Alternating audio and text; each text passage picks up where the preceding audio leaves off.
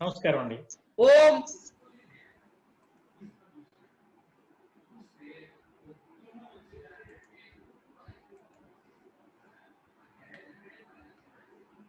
మొదలెట్టండి on చేసుకుని. రామూర్తి గారు okay, అందరికీ నమస్కారం. భారత భారతి అక్షరార్చన వాక్స్థలి సమూహం ఆధ్వర్యంలో మాతృపూజ మహోత్సవాన్ని మనం నిర్వహించుకుంటున్నాం. ఈరోజు 4వ భాగాన్ని నిర్వహించుకుంటున్నాం. బ్రహ్మశ్రీ మల్లాప్రగడ శ్రీమన్నారాయణమూర్తి గారి ఆధ్వర్యంలో చాలా చక్కగా 3 రోజుల నుంచి 3 వారాలుగా జరుగుతూ ఉన్నటువంటి ఈ సౌందర్యలహరి పైన వారి వ్యాఖ్య అమృతప్రాయంగా ఉంది. వారికి స్వాగతం పలుకుతూ, వారికి నమస్సులతో స్వాగతం పలుకుతున్నాను మరొక్క మారు. కృష్ణమూర్తి గారు, మీ ప్రార్థన ఆలాపనతో. శుక్లాంబరధరం విష్ణుం శశివర్ణం చతుర్భుజం ప్రసన్నవదనం ధ్యాయేత్ సర్వవిఘ్నోపశాంతయే. అగజానన పద్మార్కం గజానన మహర్నిశం అనేకదంతం భక్తానాం ఏకదంతముపాస్మహే. కమలంబుల్ వికసించే పల్కి శుకముల్ గంధములంజిమ్య పుష్పములు ఆనందముతోడనాడలతలన్ స్పందించే భూమిజముల్ సుమనోగీతికలాలపించ పికముల్ శోభిల్లెనల్ దిక్కులున్ ప్రమథించన్ భువి భారతీ గురుపద ప్రాప్తిన్ సదా శారదా. నమస్కారం. గిరిజామనోహర్ గారు.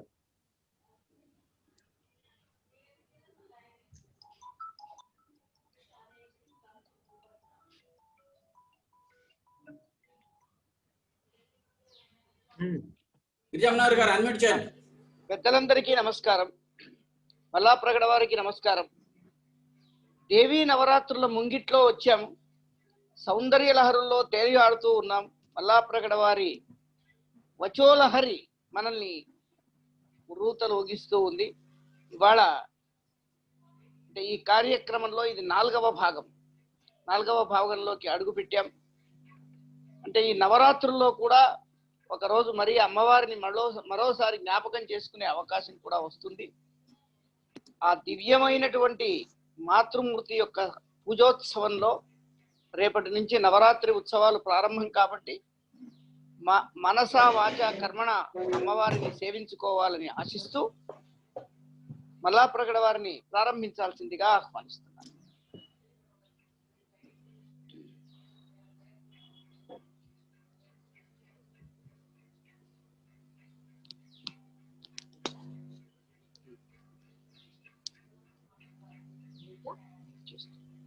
సార్ మీరు అన్మ్యూట్ చేయలేదు సార్. మల్లాప్రగడ వారు అన్మ్యూట్ చేయలేదు మీరు.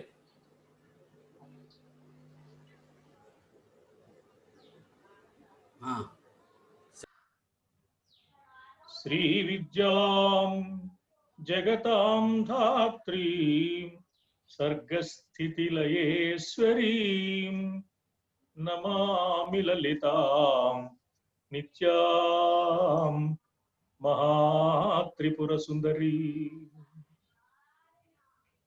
భారత భారతికి నిరంతరం భక్తి సుమాలతో అక్షరార్చన సాగిస్తున్న మహనీయులైన పెద్దలు శ్రీ రామమూర్తి గారు, గిరిజా మనోహర్ బాబు గారు, కుందావజ్జల కృష్ణమూర్తి గారు, మాన్యుల అనంతకృష్ణ గారు, ఆ బృందంలో ఉన్న ఇతర పెద్దలు అందరికీ ముందుగా నా నమస్సుమాలు. సౌందర్య లహరిలో ఆదిశంకరులు అందించిన ఆధ్యాత్మిక సౌందర్య రస ఆస్వాదన కుతూహలంతో ఈ కార్యక్రమంలో అమ్మ తత్వంలోని అమృతత్వాన్ని ఆస్వాదించాలని సిద్ధంగా ఉన్న ఆత్మీయులైన మిత్రులందరికీ నా నమస్సుమాలు సమర్పిస్తూ, అమ్మ దివ్య సౌందర్యాన్ని, భౌతిక రూపాన్ని, స్థూల విగ్రహ వర్ణనను ఆదిశంకరులు ఎలా చేశారో ఆ విశేషాలు మనం చెప్పుకుంటున్నాం. అయితే సౌందర్య లహరికి సంబంధించి ముఖ్యంగా మనం గుర్తుంచుకోవలసిన అంశం ఒకటి ఉంది. అదేమిటి అని ఆలోచిస్తే, సౌందర్య లహరిలో ఎవరిని గురించి చెబుతున్నారు ఆదిశంకరులు అంటే, పోతన్న గారు చెప్పిన ముగురమ్మల మూలపుటమ్మ, లక్ష్మి, సరస్వతి, పార్వతి అనే మూడు మూర్తులను, ముగ్గురు దేవతలను, త్రిమాతలను తన నుంచి ఆవిర్భవింపచేసిన జగన్మాతను గురించి చెప్తున్నారు. అయితే సందర్భోచితంగా అక్కడక్కడ ఆదిశంకరులు ఆ లలితాదేవి నుంచి ఆవిర్భవించిన త్రిమాతలలో ఒకరైన పార్వతీదేవిని గురించి కూడా చెప్తారు. మహాలక్ష్మి, మహాకాళి, మహాసరస్వతి అనే పేర్లతో పిలువబడే లక్ష్మి, సరస్వతి, పార్వతి ఈ ముగ్గురు కూడా లలితాదేవిలోని అంశలోని దేవి భాగవతం, శాక్తేయ సంప్రదాయం ఆ పురాణాలన్నీ మనకు తెలియజేస్తాయి. బ్రహ్మాండ పురాణం కూడా ఆ విశేషాలను చెప్పింది. లలితా సహస్రనామ స్తోత్రంలో కూడా అమ్మవారి వర్ణన ఆ విధంగానే జరిగింది. ఆ లలితా సహస్రనామ స్తోత్రాన్ని ప్రమాణంగా స్వీకరించి జగద్గురువులైన ఆదిశంకరులు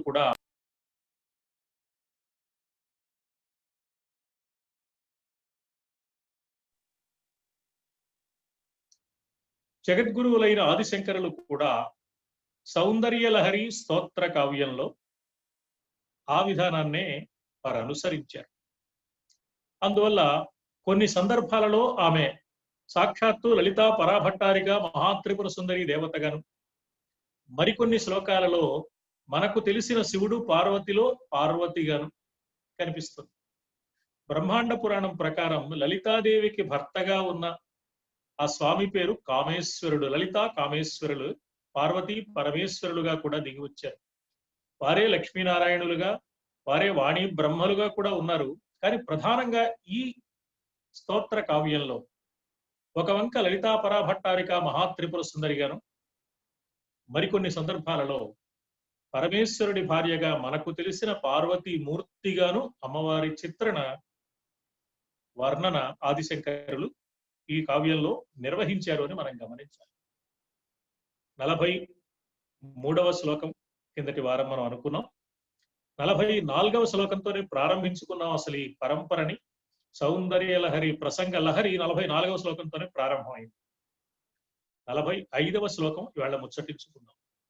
అరాళై స్వభావ్యాత్, అరాళై స్వభావ్యాత్ అళికలభస శ్రీభిరలకై పరీతం తే వక్త్రం పరిహసతి పంకేరుహరుచిం దరస్మేరేయస్మిన్ దశన రుచి కింజల్కరుచిరే సుగంధౌ మాద్యంతి స్మరదహన చక్షుర్మధులిహ. ఇది 45వ శ్లోకంలో ఆదిశంకరులు మనవి చేసిన అద్భుతమైన అంశం. ఏమంటున్నారు ఆదిశంకరులు? అమ్మవారి ముఖమండలాన్ని వర్ణిస్తున్నారు. కిరీటాన్ని వర్ణించారు, కేశపాశాన్ని వర్ణించారు. ఆ కేశపాశంలో తురుముకున్న పుష్పాల సౌందర్యాన్ని పరోక్షంగా వర్ణించి కల్పవృక్షంలో, నందన వనవాటికలోని కల్పవృక్షంలోని పుష్పాలన్నీ కూడా అమ్మవారు తన కొప్పులో తురుముకుంటే బాగుండును అని ఎదురు చూస్తున్నాయి, నిరీక్షిస్తున్నాయి అని చమత్కారంగా పుష్పాలకు సార్థకత అమ్మ సేవలో వినియోగించినప్పుడే ప్రతి జీవికి సార్థకత తల్లులకెల్ల తల్లియగు తల్లిని దర్శించినప్పుడు మాత్రమే. దేవి భాగవతాన్ని ఆంధ్రీకరిస్తూ ములుగు పాపయారాధ్యుల వారు చమత్కారమైన మాట అన్నారు. తల్లులకెల్ల తల్లియగు తల్లిని కానగలేక, తల్లులకెల్ల తల్లియగు తల్లిని కానగలేక, ఎందరో తల్లుల గర్భకోశముల తారుదయించుచు జన్మ జన్మలన్ తల్లుల సంతరింతురిలా. అహో పరశక్తి నీవే మా తల్లివటన్న మాత్రమున ఇక తల్లులు లేరు గదా ధరిత్రిపై.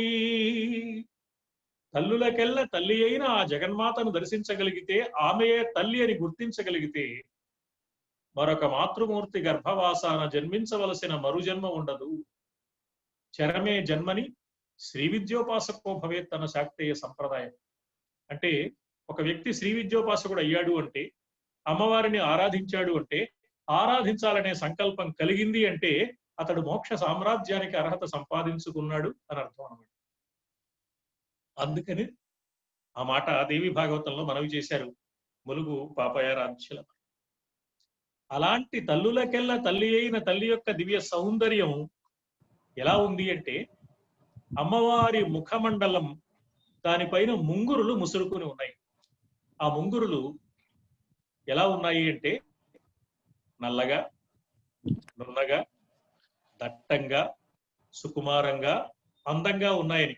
ఘన స్నిగ్ధ శ్లక్ష్ణం చికుర నికురుంబం తవ శివే అని కిందటి వారం మనం ఆ శ్లోకానికి సంబంధించిన విశేషాలు చెప్పుకున్నాం. స్నిగ్ధ శ్లక్ష్ణం, చిక్కగా ఉన్నది, మృదువుగా ఉంది, అందంగా ఉంది కేశపాశం.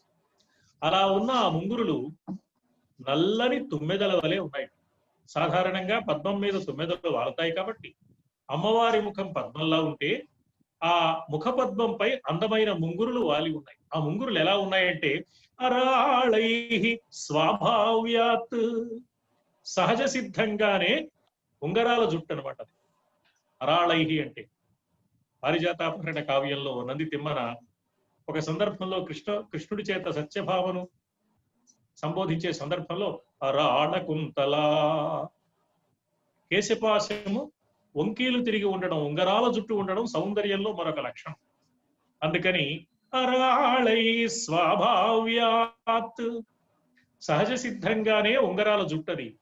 ఆ పిల్ల ముంగురులన్నీ ఆ ముఖం పైన అలా నుదుటి పైన వాలుతూ ఉన్నాయి. అలా ఉన్న ఆ ముఖం పరీతం అళికలభశ్రీభిః అలకైః పరీతం తే వక్త్రం. చిన్న చిన్న తుమ్మెదలు అలా ఆ పద్మం చుట్టూ వాలినట్లుగా ఉన్న ముఖపద్మం అది. ఆ ముంగురులు అలా వాలి ఉన్నాయి.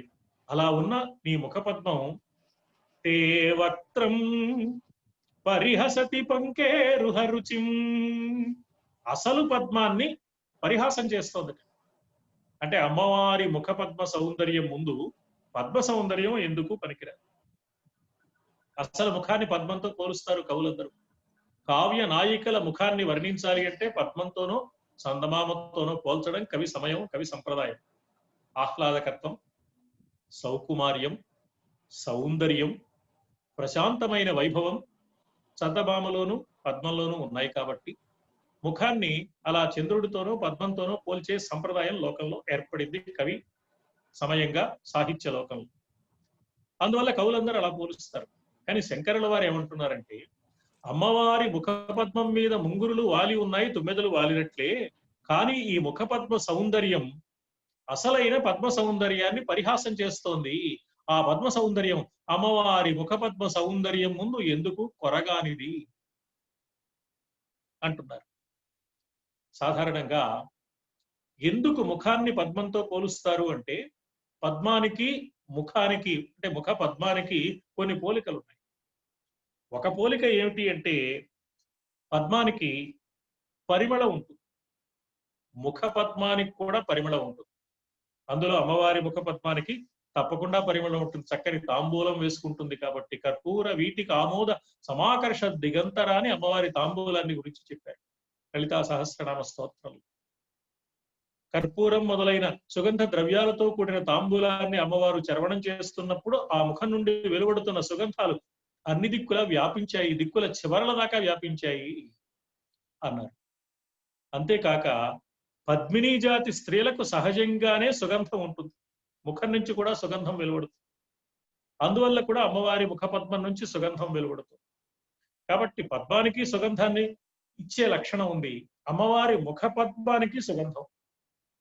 ఇక పద్మంలో కేసరాలు ఉన్నాయి, అవి కాంతితో ప్రకాశిస్తూ ఉంటాయి. వాటి కాంతి అన్ని వైపులా వ్యాపిస్తూ ఉంటుంది. అమ్మవారి ముఖంలో కూడా చిరునవ్వుల సిరివెన్నెల కాంతులు ఉన్నాయి. అలా నవ్వినప్పుడు అందమైన పలువరస తడుక్కుమంటుంది కాబట్టి ఆ దంతకాంతులు ఉన్నాయి. దరస్మేరే యస్మిన్ దశన రుచి కింజల్క రుచిరే. కింజల్కం అంటే కేసరం. దరస్మేరే యస్మిన్ దశన రుచి కింజల్క రుచిరే సుగంధౌ మాద్యంతి స్మర దహన చక్షుర్మధులిహ. ఆ పలువరస అలా అందంగా తడుక్కుమంటుంటే కేసరాలకు పలువరసకు పోలిక కనపడుతుంది. ఇక పద్మంపై తుమ్మెదలు వాలుతూ ఉంటాయి, కానీ అమ్మవారి ముఖ పద్మంపై అందమైన 2 తుమ్మెదలు వాలాయి. ఆ 2 తుమ్మెదలు ఏమిటి అంటే స్మరదహన చక్షు మధులిహ. స్మరదహన చక్షు. స్మరదహనుడు అంటే మన్మధుణ్ణి భస్మీపటలం చేసిన మహానుభావుడు పరమేశ్వరుడు. ఆయన చక్షు అంటే కన్నులు, ఆ 2 కన్నులు మధులిహ. పరమేశ్వరుడి 2 కన్నులనే 2 తుమ్మెదలు అమ్మవారి ముఖం అనే పద్మం మీద వాలాయి. కాబట్టి తుమ్మెదలు వాలటం, సుగంధాన్ని కలిగి ఉండడం, కేసరాల కాంతితో తళుక్కుమంటూ ఉండడం, ఇవన్నీ పద్మానికి ముఖ పద్మానికి సహజంగా ఉండే లక్షణాలే. కానీ మామూలు పద్మం కంటే అమ్మవారి ముఖ పద్మానికి ఏదో ప్రత్యేకత ఉంది. మామూలు పద్మంలో లేని ఒక లక్షణం అమ్మవారి ముఖ పద్మంలో ఉంది. అందువల్ల అమ్మవారి ముఖ పద్మాన్ని మామూలు పద్మంతో పోల్చడానికి అవకాశం కనపడుతుంది. అందుకని శంకరుల వారు ఆ మాట అనకుండా, అమ్మా అలా ముంగురులతో అందంగా కనిపించే నీ ముఖ పద్మం అసలు పద్మాన్ని పరిహాసం చేస్తోంది సుమా. తే వక్త్రం పరిహసతి పంకేరుహరుచిం అన్నారు. ఎన్నో పోలికలు ఉన్నప్పటికీ కూడా ఒక ముఖ్యమైన కారణం చేత అమ్మవారి ముఖం అనే పద్మాన్ని అసలైన పద్మంతో పోల్చే అవకాశం లేదు అంటున్నారు ఆదిశంకరుడు. ఏమిటి ఆ ఇబ్బంది, ఎందుకు అవకాశం లేదు అని ఆలోచిస్తే, పద్మానికి ఉన్న సౌగంధ్యం అంటే పరిమళం, సౌకుమార్యం, సౌందర్యం ఇవన్నీ తాత్కాలికం. పద్మం వాడిపోతుంది కొన్నాళ్ళకి. సాధారణంగా సూర్యోదయం అయితే పద్మం వికసిస్తుందని, సూర్యాస్తమయం అయితే పద్మం ముడుచుకుంటుందని కవి సమయంలో కూడా మనకు కనపడుతుంది. కాకపోయినా పద్మానికి ఉన్న జీవితకాల పరిమితి, దాని సౌందర్యం యొక్క పరిమితి కూడా కొంతకాలానికి లోబడి ఉంటుంది. కానీ అమ్మవారి ముఖ పద్మం ఎప్పుడూ ఒకే విధంగా, ఒకే విధమైన సౌందర్యాన్ని, ఒకే విధమైన సౌరభాన్ని, ఒకే విధమైన సౌకుమార్యాన్ని కలిగి ఉంటుంది. అక్కడ అసలు పద్మం మీద వాలిన తుమ్మెదలు అందులో ఉన్న మకరందం అయిపోగానే వెళ్ళిపోతాయి, ఇంకో పద్మం మీద వాళ్తాయి. కానీ శివుడి కన్నులనే ఈ 2 తుమ్మెదలు, అమ్మవారి ముఖ పద్మం మీద వాలిన ఈ తుమ్మెదలు ఎప్పుడూ ఆ ముఖ పద్మం మీద వాలే ఉంటాయి. అక్కడ మకరందం అయిపోవడం అనేది లేదు. ఏమిటా మకరందం అంటే, సంస్కృత భాషలో ముఖం అంటే నోరు, నోరంటే మాట్లాడేది. అమ్మవారి మాటల తీయదనం అలా ఉంటుంది. అందులోనూ తనకు ప్రాణేశ్వరుడైన కామేశ్వరుడితో మాట్లాడుతుంటే అమ్మవారు మరింత ఆర్ద్రంగా, మరింత సుకుమారంగా, మరింత ప్రేమగా, మరింత తీయగా మాట్లాడు. అందువల్ల ఆ మాటల చాటున ఆ మనస్సులోని ప్రేమంతా ఉంది కాబట్టి ఆ తీయదనం నిరంతరం ఉంటుంది. అమ్మవారికి అయ్యవారి మీద ఉన్న ప్రేమ అటువంటిది, అయ్యవారికి అమ్మవారి మీద ఉన్న ప్రేమ అటువంటిది. అందువల్ల అయ్యవారి నేత్రాలు 2 తుమ్మెదల వలె ఎప్పుడు అమ్మవారి ముఖపద్మం మీద వాలే ఉంటాయి. మామూలు పద్మానికి కనిపించని ఈ లక్షణం అమ్మవారి ముఖపద్మం దగ్గర ఉంది సుమా.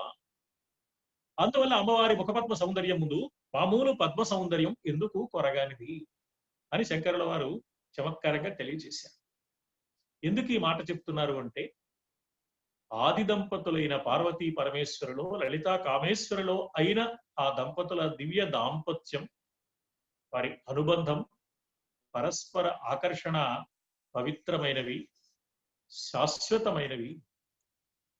దాంపత్యంలో అనుబంధానికి పవిత్రత ఎప్పుడు వస్తుందంటే, అది శాశ్వతంగా నిలబడినప్పుడు, 10 కాలాల పాటు పచ్చగా ఆ దాంపత్య బంధం ఉన్నప్పుడు. అందుకని ఆది దంపతులు అనే పేరు వాళ్ళకి ఎందుకు వచ్చింది అంటే, ఈ విధమైన దాంపత్య బంధాన్ని తమ ఆచరణ ద్వారా లోకానికి తెలియజేస్తున్నారు. అందుకని అమ్మవారి పట్ల పరమేశ్వరుడి అనురాగం ఎప్పుడు ఒకే విధంగా ఉంటుంది కాబట్టి ఆ ముఖపద్మం వంక అలా చూస్తూనే ఉంటాడనమాట. అమ్మవారి సౌందర్యం పట్ల అంతగా ఆకర్షితుడయ్యాడు కాబట్టి. కుమార సంభవ కావ్యంలో కాళిదాస మహాకవి పరమేశ్వరుడి చేత ఒక మాట పలికింపు చేశాడు. ముందుగా పరమేశ్వరుడు తపస్సు చేశాడు. దక్ష ప్రజాపతి కుమార్తెగా దాక్షాయణిగా ఆమె ఆవిర్భవించి దక్షయజ్ఞ సమయంలో తన భర్తకు జరిగిన అవమానం కారణంగా యోగాగ్నిలో శరీరాన్ని చాలించినందువల్ల ఆమెను విడిచి ఉండలేని వియోగ దుఃఖంతో తపస్సు చేశాడు పరమేశ్వరుడు ఆమె కావాలని. ఆమె మేనకా హిమవంతుల పుత్రిక పార్వతిగా జన్మించింది, సేవలు అందిస్తోంది. వారికి జన్మించే కుమారుడి వల్ల తప్ప తారకాసుర సంహారం జరిగే అవకాశం లేదని తెలిసిన దేవేంద్రుడు మన్మధుణ్ణి పంపించాడు. అదను చూసి మన్మథ బాణం వేయవయ్యాను. మన్మధుడు ఆ పనేదో చేసే ప్రయత్నం చేశాడు. పరమేశ్వరుడు గుర్తించాడు, మూడవ కన్ను తెరిచాడు, మన్మథుడు భస్మీపటలం అయిపోయాడు. పార్వతీదేవి వెళ్ళి ఆమె తపస్సు చేయడం ప్రారంభించింది. కేవలం సపర్యల ద్వారా, అనురాగం ద్వారా కాక తపస్సు ద్వారా మాత్రమే పరమేశ్వరుడు ప్రసన్నుడవుతాడు అని గమనించి ఆమె తపస్సు చేస్తాం. మన్మధుడు వేసిన బాణం ఒట్టిపోలేదు. మన్మధుడు బాణం అయితే వేశాడు, ఆయన కన్ను తెరిచాడు, ఈయన భస్మం అయిపోయాడు. కానీ మన్మధుడు చచ్చి సాధించాడు. మన్మథ బాణం మాత్రం పరమేశ్వరుడి మనస్సు మీద పనిచేసింది. అతడు పార్వతి ఎక్కడికి వెళ్ళిందని వెతుక్కుంటూ వెళ్ళాడు. అక్కడ ఆమె తపస్సు చేస్తాం. ఏనును బ్రహ్మచారి తరళే క్షణ నీవును కన్యవు ఇంతకాలానకు నీకు పెండ్లియ ఫలంబగునేని సన్మానముతోడ నన్ను మునిమాన్యు వివాహముగమ్ము లెమ్ము కాదేని తపంబులోన సగమిచ్చెదా. నీకు వివాహమే లక్ష్యంగా నువ్వు తపస్సు చేసేటైతే నేను మునికుమారుని వచ్చాను, బ్రహ్మచారిని, నేను బ్రహ్మచారిని, నువ్వు కన్యవు. కాబట్టి మన ఇద్దరం వివాహం చేసుకోవడానికి అభ్యంతరం ఏముంది? మునులందరూ మెచ్చుకునే బ్రహ్మచారిని నేను, మునిమాన్యు. కాబట్టి నన్ను వివాహం చేసుకో. ఎందుకనంటే ఈ తపస్సు మానేసి నన్ను వివాహం చేసుకున్నావా, నీకు తపస్సు వదులుకున్నాననే దిగులు పడక్కర్లేదు, నేను చేసిన తపస్సులో సగం ఇస్తాను. కాదేని, అలా కాదు నాకు తపస్సే కావాలంటావా, నువ్వు ప్రత్యేకించి తపస్సు చేయనక్కర్లా, తపంబులోన సగమిచ్చెదా. ఇప్పటికే నేను అపారమైన తపస్సు నిర్వహించాను, కావలసినంత తపఫలం పుణ్యఫలం రూపంలో నా దగ్గర ఉంది, అందులో సగం నీకు ఇస్తాను. అర్ధాంగివి కదా, వివాహం చేసుకున్న తర్వాత అర్ధాంగి అవుతావు కాబట్టి మన ఇద్దరం పంచుకుందాం ఆ తపస్సుని, నీకు కూడా ఆ తపస్సులో వాటా ఇస్తాను అన్నాడు. ఒక కవి చమత్కరించాడు. కాదేని తపంబు, ఓ పార్వతి నువ్వు తపస్సు మానేస్తే లోన సగమిచ్చేదా, నాలో సగ భాగాన్ని నీకు ఇస్తాను, మన ఇద్దరం అర్ధనారీశ్వరులం అవుతాము సుమా. లోకంలో అర్ధనారీశ్వరత్వాన్ని పంచుకున్న దంపతులుగా ఎవరైనా కనిపిస్తున్నారంటే వారు పార్వతీ పరమేశ్వరులే. ఆ దాంపత్యం అపారమైన దాంపత్యం, ఆ దాంపత్యం అపురూపమైన దాంపత్యం, ఆ దాంపత్యం అతి పవిత్రమైన దాంపత్యం, ఆ దాంపత్యం సృష్టి ఉన్నంత కాలం ఆచంద్ర తారార్కం ఉండే పవిత్రమైన శాశ్వతమైన దాంపత్యం. ఆ తపస్సు యొక్క దివ్య వైభవాన్ని చెబుతూ ఆ మాట చెప్పారు ఆదిశంకరు. అందువల్ల ఎప్పుడూ పరమేశ్వరుని రెండు కన్నులు అనే తొమ్మిదలో అమ్మవారి ముఖపద్మం మీద వాలే ఉంటాయి. ఆ ముఖపద్మానికి ముడుచుకుపోవడం, వాడిపోవడం అన్నది లేదు సుమా. మామూలు పద్మం కంటే ఈ ముఖపద్మం యొక్క సౌందర్య, సౌకుమార్య, సౌరభాలు చాలా విశేషమైనవి కాబట్టి ఈ పోలిక కుదరనే కుదరదు. అందువల్ల అమ్మా ఆ పద్మాన్ని నీ ముఖంతో పోల్చి ఎలా వర్ణించమంటావమ్మా, పోలిక కుదరదు కదా అని శంకరులు ఆ మాట అనకుండా గడుసుగా నీ ముఖ పద్మం మామూలు పద్మాన్ని పరిహసతి పంకేరుహ రుచిం అన్నారు. అంటే అమ్మవారి ముఖ పద్మాన్ని వర్ణించే వంకతో ఆదిశంకరులు ఏం చేస్తున్నారు, పార్వతీ పరమేశ్వరుల యొక్క దివ్య దాంపత్య వైభవాన్ని, పవిత్రమైన ఒక దివ్య ఆకర్షణ విశేషాన్ని మనవి చేస్తున్నారు. ముఖపద్మంలో ప్రధానమైనది లలాట భాగం, పాల భాగం. కిరీటాన్ని వర్ణించారు, కేశపాశాన్ని వర్ణించారు, ఆ కేశపాశంలో తురుముకునే పుష్పాల విశేషాన్ని చెప్పారు. ఆ తర్వాత ముఖమంతా చెప్పి ముఖ్యంగా లలాట భాగం, పాల భాగం, నుదురు అంటాము, ఈ నుదురుని వర్ణించారు.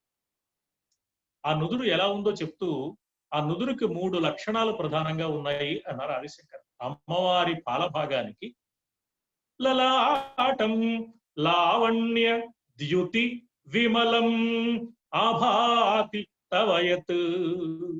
ప్రధానంగా 3 లక్షణాలు ఉన్నాయి. ఒకటి లావణ్యం, రెండవది ద్యుతి, 3 విమలత్వం. లావణ్యం అంటే సౌందర్యమే, కానీ సౌందర్యంలో ఒక విశేషం, ఎప్పటికప్పుడు నిత్య నూతనమైన సౌందర్య వైభవాన్ని తన నుంచి ప్రసారం చేసే సౌందర్యం. ఎప్పుడు చూసినా కొత్తగా ఉంటుంది ఆ సౌందర్యం. అలాంటి సౌందర్యాన్ని లావణ్యం అంటారు. ఆ లావణ్యంతో కూడిన సౌందర్యంలో ఒక మెరుపు ఉంటుంది, ఒక కాంతి ఉంటుంది, ఒక నునుపు ఉంటుంది, ఒక నిగనిగ ఉంటుంది. అందుకని ద్యుతి ఇలా ఉన్నది కదా అని పవిత్రతకు ఎంత మాత్రము లోటు లేదు, ఎంతో పవిత్రమైంది. విమలం లలాటం, అమ్మవారి లలాటం ఎలాంటిది అంటే లావణ్య ద్యుతి విమలం ఆభాతి తవయత్, తవ లలాటం ఇలా ఉన్నది. సాధారణంగా లలాటం ఇలా ఒంపు తిరిగి ఉంటుంది. అందుకని ఎలా ఉంది అంటే అర్ధచంద్రుడి వలె ఉన్నది అన్నారు ఆదిశంకర్. ద్వితీయం తన్మన్యే మకుట ఘటితం చంద్రశకలం, అమ్మవారు తన శిరస్సు పైన ఒక కిరీటాన్ని ధరించి ఉన్నది.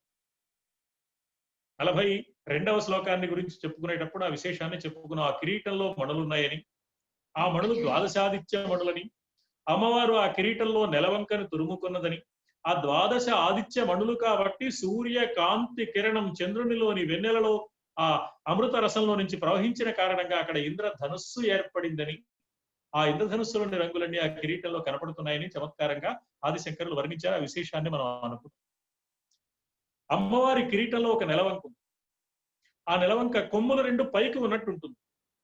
ఆ కిరీటానికి కిందిగా ఉన్న లలాటం కొమ్ములు 2 కిందికి తిరిగి ఉన్న అర్ధచంద్రుడిలాగా నెలవంకలా ఉంది. అందుకని ఆదిశంకరులు ఏమంటున్నారు, అమ్మా లలాటం లావణ్య ద్యుతి విమలమాభాతి తవయత్ ద్వితీయం తన్మన్యే మకుట ఘటితం చంద్రశకలం, మకుట ఘటితం చంద్రశకలం ద్వితీయం తన్మన్యే. దాని గురించి నేను ఏమనుకుంటున్నాను, ఇది 2వ చంద్రశకలం. సగం చంద్రుడు పైన ఉన్నాడు, మిగిలిన సగం చంద్రుడు ఎక్కడున్నాడంటే లలాట భాగంలో అని నేను భావిస్తున్నానమ్మా. మకుటంలో ఏర్పాటు చేయబడిన నీ కిరీటంలో తొరమబడిన నెలవంకలోని 2వ సగభాగం అక్కడ అర్ధచంద్రుడు ఉన్నాడు, మిగిలిన అర్ధచంద్రుడు పాలభాగంగా ఉన్నాడు అన్నారు. కవులు సాధారణంగా నుదురును చంద్రుడితో పోలుస్తారు, అయితే విదియనాటి చంద్రుడితో పోలుస్తారు. ఇది సాధారణంగా కవి సమయం సంప్రదాయం. విదియనాటి చంద్రుడు అప్పుడే వచ్చిన నెలవంకగా అందంగా ఉంటాడు కాబట్టి పాలభాగాన్ని ఆ విధంగా పోల్చే విధానం ఉంది. విజయ విలాసంలో చేమకూర వెంకటకవి కూడా నెన్నుదురు విదియ చందురు నెన్నుదురు, విదియ చంద్రురు ఎన్నుదురు, నెన్నుదురు ఎన్నుదురు అనే యమకాన్ని శ్లేషను ప్రయోగించి చమత్కారంగా చెప్పాడు. విదియనాటి చంద్రుడితో లలాట భాగాన్ని పోల్చడం కవి సమయం సంప్రదాయం. కానీ వ్యాసుల వారు లలితా సహస్రనామ స్తోత్రంలో అమ్మవారి ముఖం విదియనాటి చంద్రుడు అనలేదు, అష్టమి నాటి చంద్రుడి వలె ఉన్నది, అలా ప్రకాశిస్తోంది. అష్టమి చంద్ర విభ్రాజ అళిక స్థల శోభిత అన్నారు. అష్టమి నాటి చంద్రుడి వలె ఉన్నది అమ్మవారి పాలభాగం అన్నారు తప్ప విదియనాటి చంద్రుడు అనలేదు. విదియనాటి కంటే అష్టమి నాటికి దాదాపుగా అర్ధచంద్రుడు కనపడతాడు. కాబట్టి అర్ధచంద్రుడు పాలభాగంలో ఉన్నాడు, మరో అర్ధచంద్రుడు అంతకుముందే కిరీటంలో కనపడుతున్నాడు. కాకపోతే ఈ అర్ధచంద్రుడు, కిరీటంలో ఉన్న అర్ధచంద్రుడు కొమ్ములు 2 పైకి ఉన్నాయి, లలాటం అనే అర్ధచంద్రుడిలో కొమ్ములు 2 కిందికి ఉన్నాయి. దీన్ని తిరగవేసి కలిపితే పూర్ణచంద్రత్వం వస్తుంది. విపర్యాసన్యాసాత్ విపర్యాసన్యాసాత్ ఉభయమపి సంభూయ చ మిథః, విపర్యాసన్యాసాదుభయమపి సంభూయ చ మిథః సుధాలేపస్యూతి పరిణమతి రాకా హిమకరః. ఈ లలాట భాగాలు అర్ధచంద్రుల్లో ఉంటే, పైన కిరీటంలో ఒక అర్ధచంద్రుడు ఉంటే, వీళ్ళిద్దరిని విపర్యాసన్యాసాత్, వాళ్ళిద్దరిని ఓ చోటకి చేర్చాలట. ఎలా తిరగేసి చేర్చాలి అంటే ఈ 2 కొమ్ములు అతుక్కునేలాగా చెయ్యాలి. కింద బోర్లించినట్లుగా ఉన్న అర్ధచంద్రుడు, పైన కొమ్ములు పైకి ఉన్న అర్ధచంద్రుడిని కిందికి తీసుకొచ్చి ఈ కింద లలాటం అనే చంద్రుడిని పైకి తీసుకొస్తే ఒక పూర్ణ చంద్రుడు రూపం ఏర్పడుతుంది. మరి అతుక్కోవాలి కదా, ఎలా అతుక్కుంటుందండి ఆ రెండు అర్ధచంద్ర భాగాలు ఎలా అతుక్కుంటాయంటే సుధాలేపస్యూతి, అక్కడ చంద్రుడు కదా ఉన్నది, ఆ చంద్రుడిలో అమృతం ఉన్నది కదా, ఆ అమృతంతో ఆ 2 అతుక్కున్నాయి. అమృతంతో అతుక్కున్నాయని ఆదిశంకరులు అనడంలో ఆంతర్యాన్ని మనం గమనిస్తే చూస్తున్న సగుణ రూపం ఆధారంగా నిర్గుణమైన పరమేశ్వరి తత్వాన్ని ఊహించి ఉపాసన చెయ్యాలి. ఉపాసన ఎప్పుడూ సగుణమే, కానీ ఆ సగుణోపాసన ద్వారా మనకు కలిగే అనుభూతి నిర్గుణమైన అనుభూతి కావాలి. సగుణోపాసన కాకపోతే ఉపాసన ప్రారంభం కావడం కష్టం. అది ఎన్నాళ్ళైనా సగుణంగా మిగిలిపోతే పెద్దగా ప్రయోజనం ఉండదు. నిర్గుణమైన అనుభూతిని ఇవ్వడానికి సగుణమైన ఉపాసన మార్గాన్ని అనుసరించాలి అన్నది ఆదిశంకరుల సిద్ధాంతం, అద్వైత సంప్రదాయం, సనాతన భారతీయ ఆధ్యాత్మికమైన సంప్రదాయం కూడా అది.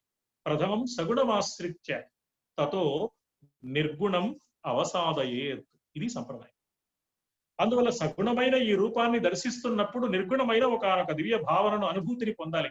ఆ నిర్గుణమైన అనుభూతిని పొందాలి అంటే పూర్ణచంద్రుణ్ణి దర్శించాలి.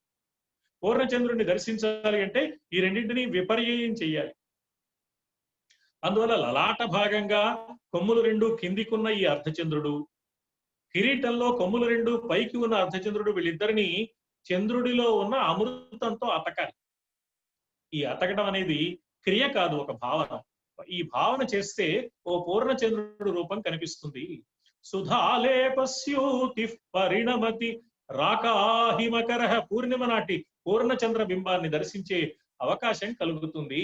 అలా ఉన్నది అమ్మవారి లలాట భాగం. బాగానే ఉంది. ఈ పూర్ణచంద్రుడిని దర్శించడం అనే అనుభూతి ఎందుకు?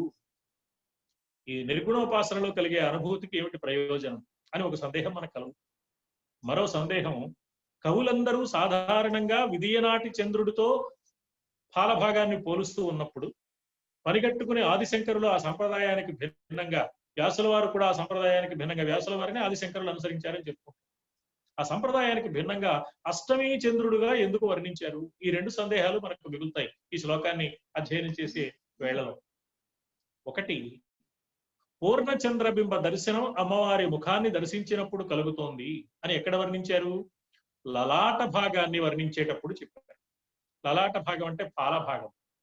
పాలభాగం ప్రధానంగా ఉండేది రెండు కనుబొమ్మల మధ్యస్థానం, భ్రూమధ్యస్థానం, అక్కడ పాలభాగం, అక్కడ బొట్టు పెట్టుకుంటాం. దాన్ని ఆజ్ఞాచక్ర కేంద్రం అంటారు. ఈ ఆజ్ఞాచక్రం అంతకు ముందున్న చక్రాల వివరాలు తర్వాత మనం చెప్పుకుంటాం. ఈ సౌందర్య లహరిలో, లలితా సహస్రనామ స్తోత్రంలో ఈ కుండలిని యోగ సాధనకు సంబంధించిన విశేషాలు ఉన్నాయి. ప్రస్తుతానికి అది ఆజ్ఞాచక్రం అని మనం గుర్తుపెట్టుకుంటే, ఆజ్ఞాచక్రం వరకు ఊర్ధ్వ దిశగా కుండలిని యోగ సాధన సాగించగలిగిన ఒకనొక భక్తుడికి లేక సాధకుడికి ఆజ్ఞాచక్రం దగ్గరకు వచ్చేటప్పటికి ఏమవుతుంది అంటే, పరమేశ్వరి దివ్య దర్శనానికి కావలసిన అనుజ్ఞ లభిస్తుంది, ఆజ్ఞ లభిస్తుంది. కాబట్టి ఆజ్ఞాచక్రం, అక్కడ పాస్పోర్ట్ వచ్చేస్తుంది. అమ్మ దివ్య దర్శనానికి ఇంకే అభ్యంతరం ఉండదు. అమ్మ దివ్య దర్శనం అయితే ఏం జరుగుతుంది? సుధాసారాభివర్షిణి అన్నారు వ్యాస మహర్షి లలిత సహస్రనామ స్తోత్రంలో. సుధాసారాన్ని అభివర్షిస్తుంది అమ్మ. అమ్మవారి పాదాలలో నుంచి నిరంతరం అమృతరసం జాలువారుతూ ఉంటుంది. సాధకుడు తన హృదయంలో ఎప్పుడైతే అమ్మవారిని దర్శించాడో, తన పాలభాగంలో భ్రూమధ్యస్థానంలో యోగ మార్గంలో యోగ దర్శనం అమ్మను గురించి పొందగలిగాడో, అప్పుడు అతని శరీరం అంతా అమృత రసం జాలువారుతుంది. శరీరం అంతా అమృతతుల్యం అయిపోతుంది, అమృతమయం అయిపోతుంది. మనస్సు అమృతమయం అయిపోతుంది. శరీరంలోని అన్ని నాడులు అమృతంతో తడిసిపోతాయి.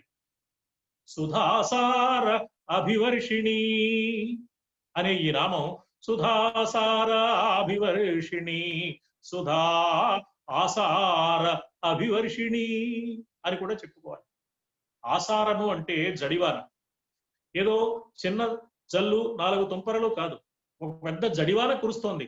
అమృతం జడివానగా కురుస్తోంది. అమృతాన్ని జడివానగా కురిపిస్తుంది తల్లి తన పాదాలలో నుంచి కరుణామృతాన్ని, ప్రేమామృతాన్ని, వాత్సల్యామృత వర్షిణి కాబట్టి. అందువల్ల సుధాసారాభివర్షిణి అయిన తల్లి యొక్క దివ్య అనుగ్రహం సాధకుడికి ఆజ్ఞాచక్రం వరకు యోగ సాధన సాగించిన వేళలో కలుగుతుంది. కాబట్టి అమ్మవారి పాలభాగాన్ని దర్శించడం అంటే, అందులో పూర్ణచంద్ర బింబాన్ని దర్శించడం అంటే ఆ సుధాసారము అభివర్షింపబడుతోంది అన్నమాట. హృదయము, శరీరము, నాడులు మొత్తం అంతా అమృతమయం అయిపోతుంది. అమృతమయమైన జీవనాన్ని అతడు సాగిస్తాడు.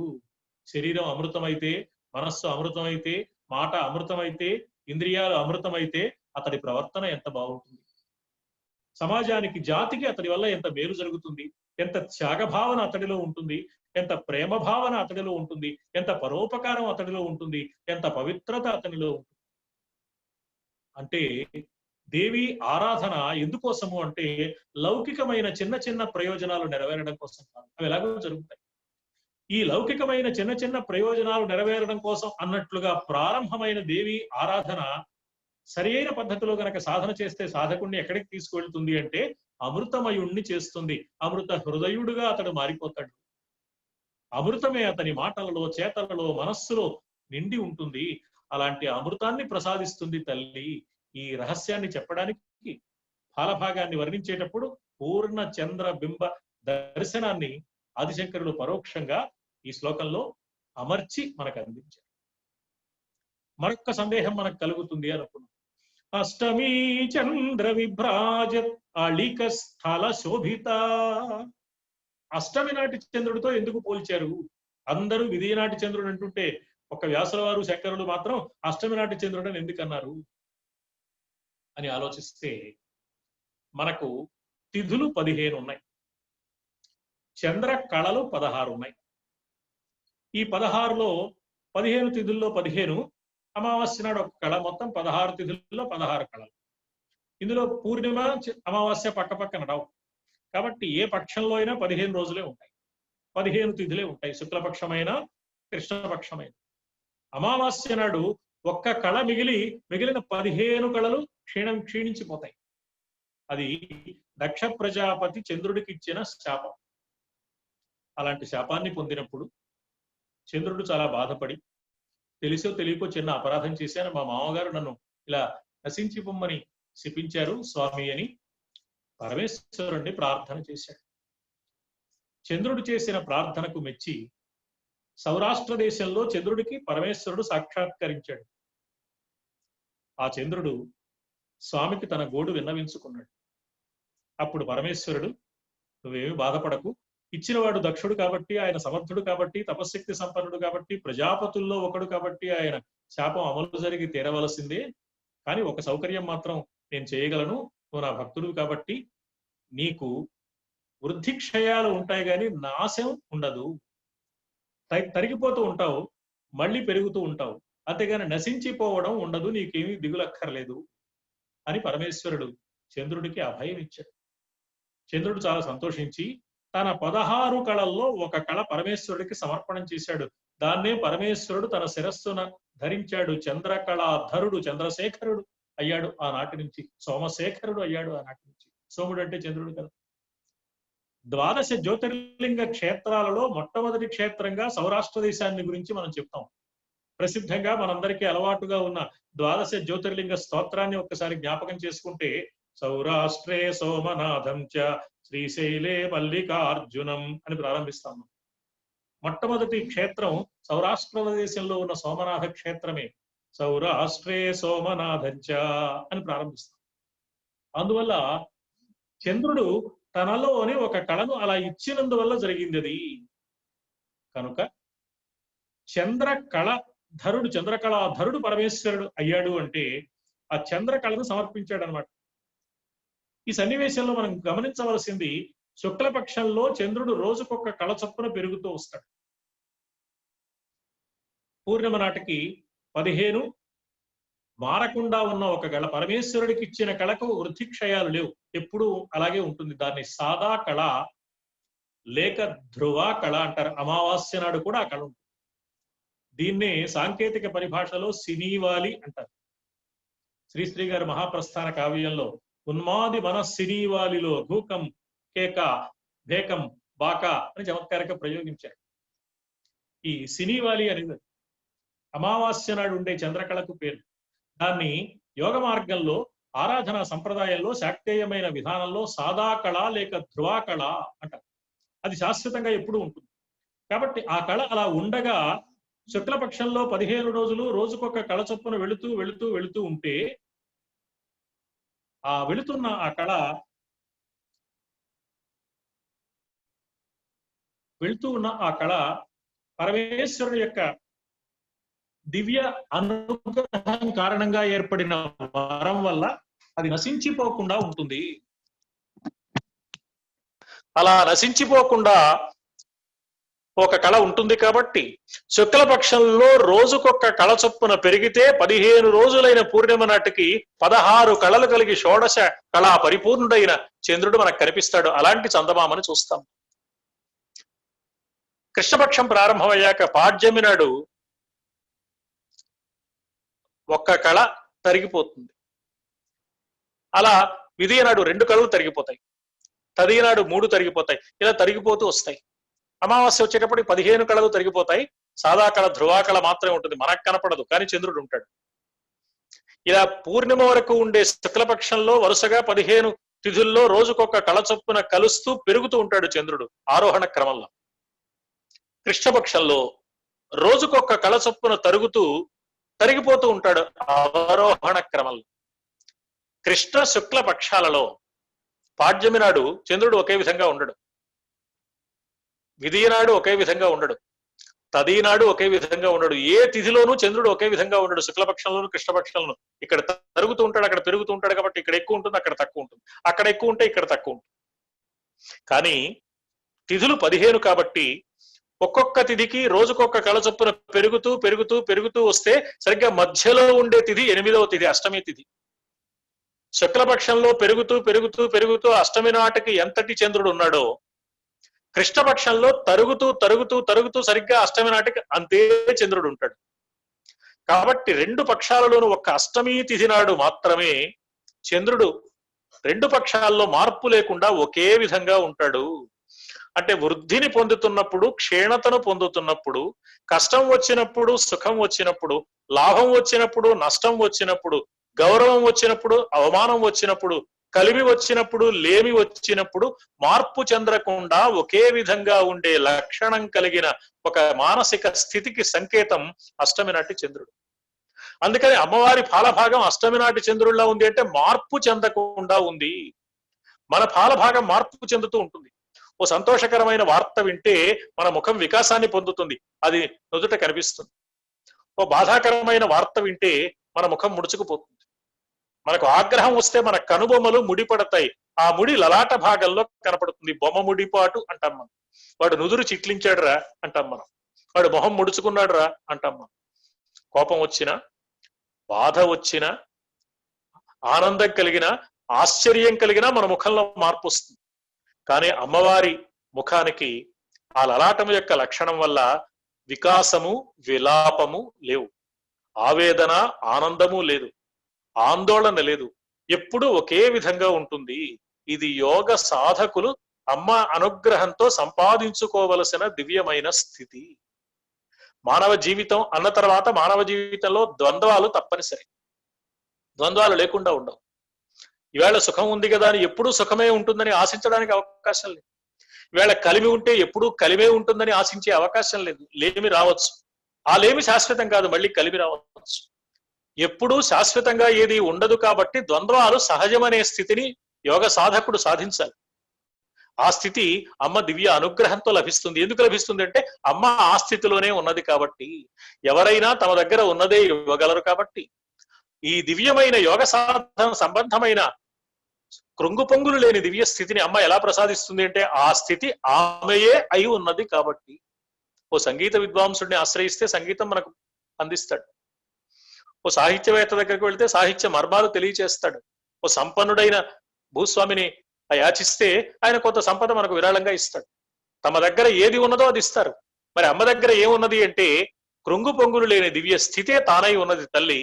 అమ్మను ఆశ్రయించిన యోగ సాధకుడైన వాడికి ఆ యోగ సాధన మార్గంలో లభించే దివ్య స్థితి ఏమిటి అంటే అష్టమి నాటి చంద్రుడి వలె మార్పు లేని స్థితి.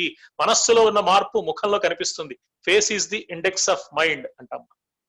కాబట్టి మనస్సులో ఏ విధమైన మార్పు రాకుండా ఉండే స్థితిని అమ్మ అనుగ్రహిస్తుంది అని చెప్పడం కోసం ఈ విధంగా అమ్మవారి లలాట భాగాన్ని వర్ణించే సందర్భంలో అష్టమి నాటి చంద్రుడుగా ఉన్న 2 అర్ధచంద్రుల రూపాలను, విశేషాలను ఆదిశంకరులు వర్ణించారు. ఆ పాల భాగం కింద కనుబొమ్మలు ఉన్నాయి. కనులకు పైన పాలానికి కింద కనుబొమ్మలు కనిపిస్తాయి. సర్వసాధారణంగా కవులు ఈ కనుబొమ్మలను ధనుస్సుతో పోలుస్తారు, విల్లుతో పోలుస్తారు.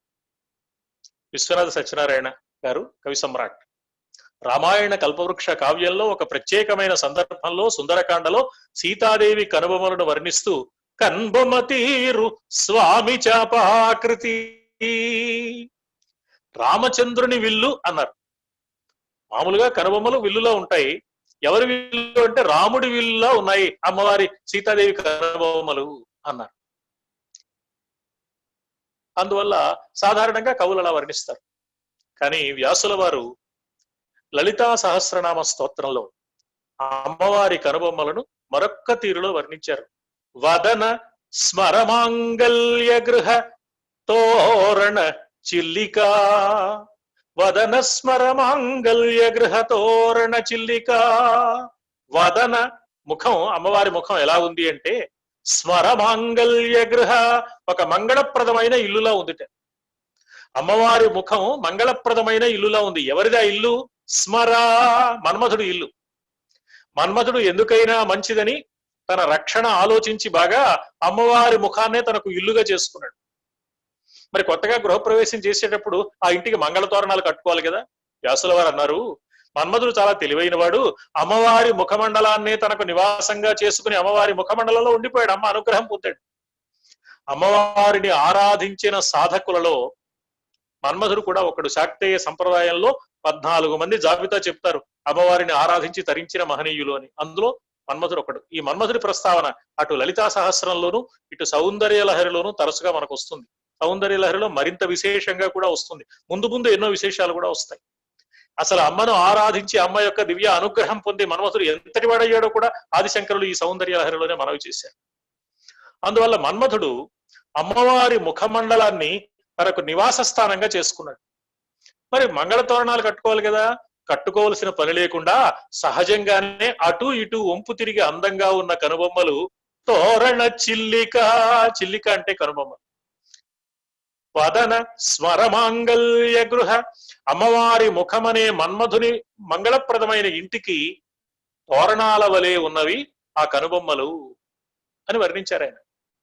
కానీ ఆదిశంకరులు దాన్ని కొంచెం మార్పు చేసి తోరణాల వలె ఉండడం కాదు, మన్మధుడి ధనుస్సు వలె ఉన్నాయి అమ్మవారి కనుబొమ్మలు. ధనుస్సు ఇలా వంపు తిరిగి ఉంటుంది. 2 వంపులు ఉంటాయి. ఇటు పక్కకు వంపు, అటు పక్కకు వంపు తిరిగి ఉంటుంది. ఈ 2 వంపులకు మధ్యలో ఆ చేత్తో పట్టుకోవడానికి వీలుగా ఒక ఖాళీ ప్రదేశం ఉంటుంది. అక్కడ వంపు ఉండదు, మామూలుగా నిటారుగా ఉంటుంది. అక్కడ ఎడమ చేత్తో ధనుస్సును పట్టుకుంటారు. దాన్ని అలా నిలువుగా పట్టుకుని కుడి చేత్తో వింటి నారిలో బాణాన్ని సంధించి వెనక్కి లాగి వదులుతారు. మన్మధుడి ధనుస్సులా ఉంది అమ్మవారి కనుబొమ్మల తీరు అన్నారు ఆదిశంకర్. పృవౌ భుగ్నే కించిత్ భువన భయభంగవ్యసనిని. సౌందర్య లహరిలో మనం గమనించవలసిన మరొక విశేషం, చాలా శ్లోకాలలో ఆదిశంకరులు అమ్మవారిని ఒక్కొక్క పేరుతో పిలుస్తారు. ఒక సంబోధన, ఆ సంబోధనలో చాలా విశేషం ఉంటుంది. భువన భయభంగవ్యసనిని అని సంబోధించారు ఈ శ్లోకంలో అమ్మవారిని. 47వ శ్లోకంలో భువన భయభంగ వ్యసనిని. అమ్మా, నువ్వు భువన భయభంగ వ్యసనం కలిగిన దానివి. నీకు వ్యసనం ఉందమ్మా అంటున్నారు. వ్యసనం అంటే ఏమిటి? ఆ పని మానలేకుండా ఉండడం. మంచి అయినా చెడైనా కష్టమైనా నష్టమైనా దాన్ని వదిలిపెట్టలేకపోవడం, అప్పుడు దాన్ని వ్యసనం అని పిలుస్తాం. అమ్మవారికి ఒక వ్యసనం ఉందిటే. శంకరులు అంటున్నారు, ఏమిటా వ్యసనం అంటే భువన భయ భంగ వ్యసనిని. ఈ సమస్త లోకానికి వచ్చిన భయాన్ని పోగొట్టడమే అమ్మవారికి ఉన్న వ్యసనం. ఎప్పుడు అదే పని అమ్మవారికి. అందులో విసుగు లేదు, విరామం లేదు. నిరంతరము ఈ లోకానికి కలిగిన కష్టాన్ని తొలగించడమే అమ్మకు లక్ష్యం. ఎందుకని అంటే అమ్మకు లోకంలో ఉన్న ప్రజల కష్టాలు పోగొట్టడం ఒక్కటే కార్యక్రమం, ఇంకో పనే లేదమ్మ. అందుకని భువన భయభంగ వ్యసనిని. అమ్మా, భ్రువౌ భుగ్నే కించిత్ భువన భయభంగ వ్యసనిని త్వదీయే నేత్రాభ్యాం మధుకర రుచిభ్యాం ధృతగుణం. ధనుస్సు అన్నప్పుడు మరి దానికి ఒక గుణం అంటే అల్లెత్రాడు ఉండాలి. మన్మధుడి వింటికి అల్లెత్రాడు ఏమిటి అంటే 9 వరుస అల్లెత్రాడు. 9 నల్లగా ఉంటాయి. ఈ కనుబొమ్మల కింద ఉన్న అమ్మవారి 2 కన్నులు నల్లగా ఉన్నాయి కాబట్టి నల్లగా ఉన్న అమ్మవారి కన్నులలో నుంచి నల్లని చూపుల వరుస 9 బారులాగా ఉందన్నమాట. ఆ 9 బారులా ఉన్న అల్లెత్రాడు వలె ఉన్నది అమ్మవారి కన్నులలో నుంచి వెలువడుతున్న చూపుల వరుస. ధృతగుణం ద్వితీయం తన్ త్వదీయే నేత్రాభ్యాం మధుకర రుచిభ్యాం ధృతగుణం.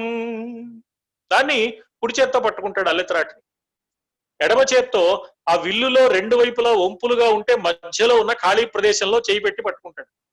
పిడికిలతో దాన్ని పట్టుకుంటాడు బాణం వేసేవాడు ఎవడైనా. మన్మధుడు కూడా అలాగే పట్టుకుంటాడు. అందుకని కనుబొమ్మల మధ్యలో ఖాళీ ప్రదేశం ఉంటుంది. అటో కనుబొమ్మ ఇటో కనుబొమ్మ ఉండి 2 వంపులుగా ఉండి మధ్యలో ఖాళీ ప్రదేశం ఉంటుంది. సరిగ్గా ధనుస్సు ఎలా వంగి ఉంటుందో అవి కనుబొమ్మల తీరు అలా ఉందన్నమాట. అక్కడ పట్టుకుంటున్నాడు. ధనుహు మన్యే, దాన్ని నేను ధనుస్సుగా భావిస్తున్నాను. ఎవరి ధనుస్సు? రతిపతే, మన్మధుడి ధనుస్సుట. ఎలా పట్టుకుంటున్నాడు? సవ్యేతర కర గృహీతం ధనుర్మన్యే సవ్యేతర కర గృహీతం రతిపతే ప్రకోష్ఠే ముష్టౌ చ స్థగయతి నిగూఢాంతరముమే. మొదటి పాదంలో చివర భువన భయభంగ వ్యసనిని అని ఒక సంబోధన చేశారు. చివరి పాదంలో ఉమే ఉమా అని సంబోధన చేశారు. ఉమా అంటే ప్రకృతి స్వరూపిణి. కావ్యకంఠ వాసిష్ఠ గణపతి మునీంద్రులు ఉమా సహస్రంలో ప్రకృతి స్వరూపిణిగా ఉండే అమ్మవారి దివ్య వైభవాన్ని అద్భుతంగా కీర్తించారు. అందువల్ల ఆమె ప్రకృతి స్వరూపిణి అని చెప్పడానికి. ప్రకృతి స్వరూపిణి కాబట్టి ప్రకృతి యొక్క లక్షణం ఏమిటి? ఎవరికి కష్టం కలగకూడదు అనుకోవడమే ప్రకృతి యొక్క ధర్మం. కష్టం కలిగించడం వికృతి లక్షణం. కష్టాన్ని కలిగించకుండా ఉండడం, ఎప్పుడూ ఆనందాన్ని సుఖాన్ని ప్రశాంతతను ప్రసాదించడమే ప్రకృతి లక్షణం. అందుకని భువన భయ భంగవ్యసనిని అక్కడ ఉమే. ఏం చేస్తున్నాడు మన్మధుడు అంటే, అటు ఇటు వంపులు తిరిగి మధ్యలో పట్టుకోవడానికి వీలుగా ఖాళీ ప్రదేశం వలె ఉన్న కనుబొమ్మలు తనకు విల్లులాగా ఉంటే దాన్ని పట్టుకుంటున్నాడు.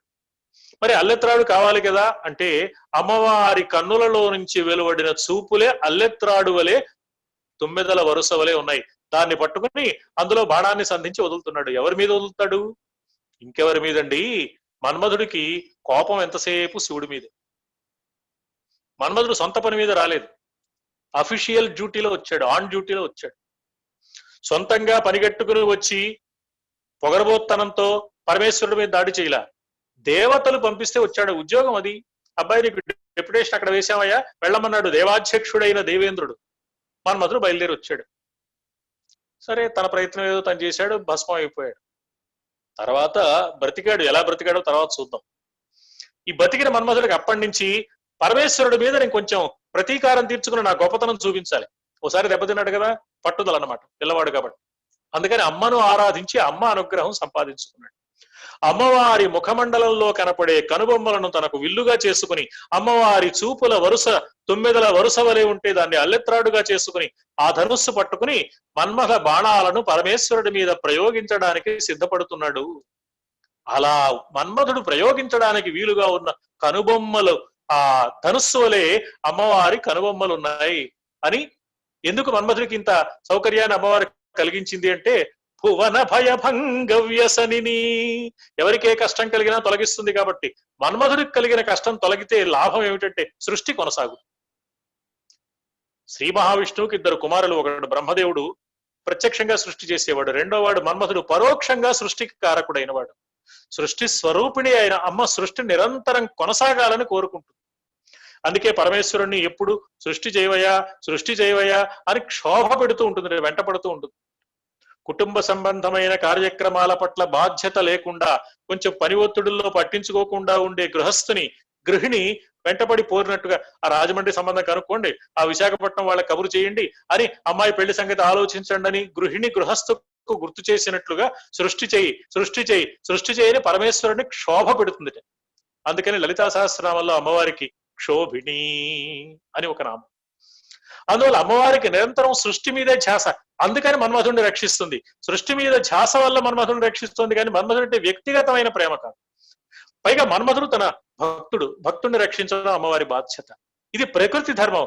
అందుకని శ్లోకం చివరిలో ఉమే అని ఒక సంబోధన, ప్రారంభంలో భువన భయభంగ వ్యసనిని అంటే అమ్మ యొక్క దివ్య అనుగ్రహం పొందామా, పరమేశ్వరుడి 3వ కంటి మంటకు భస్మీపటం అయిపోయినా దిగులు పడవలసిన పని లేదు.